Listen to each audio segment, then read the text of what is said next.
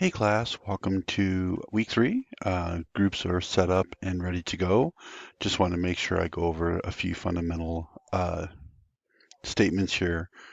First off, so to to enter into your groups, you want to click on the Sunday section here, and then here's the directions. Make sure you read through these directions carefully because you are going to pull out a slide, do a presentation. And I'm going to go ahead and give you your developmental area that you're going to do. So you might be signed one of these, and you'll look in your form. I can't click on there to show you exactly what it looks like because there's names that will pop up and I can't show names. But right here where it says for me, manage groups, you should be able to see something up here where you click on to access your group. Okay, so you'll click on that. Now, a few things to make sure you know about the group is that, and you'll see this post in your forum, and I put it here on a Word document, and I want you to read this because these videos do not replace the requirements of you reading the directions. You still have to read the directions. That's definitely required.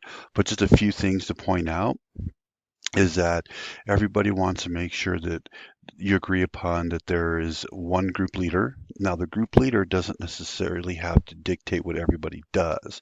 The group leader just makes sure everybody stays on point and organized. So, if you want to be the group leader, you could pinpoint that you want everything assembled to you, their parts, their slides to you by a certain date. Sometimes students will say, I want group leader will say, I want your particular slide in your section that you're going to do by Friday night or Saturday night, whatever it is you agree upon to do it, so that the group leader can actually formulate the entire presentation, put it together, proofread it, and submit it. So only the group leader will submit it for everybody. Okay, so do not use the drop boxes to communicate and send your actual assignment. Um, you want to make sure you use the forum, your group forum, to submit your sections. You can exchange emails to one another and exchange things that way, but I prefer it in the group forum because I need to see the communication and the activity.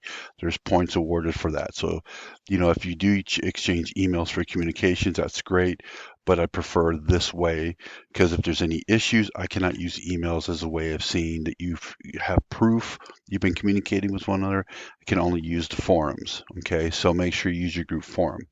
Um, I would also say make sure that the whole document is proofread and ready to go, that there's no quoting, that you're following the guidelines of PowerPoint.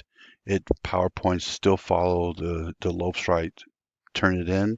If there's high number of quoting, point deduction. So the best policy is just do bullet points on each slide, 5 to 6 bullet points, and presenter notes, and that help explains each slide. Okay, make sure you're citing, you're referencing, but for the most part, what I want to make sure I cover is making sure that each section's done.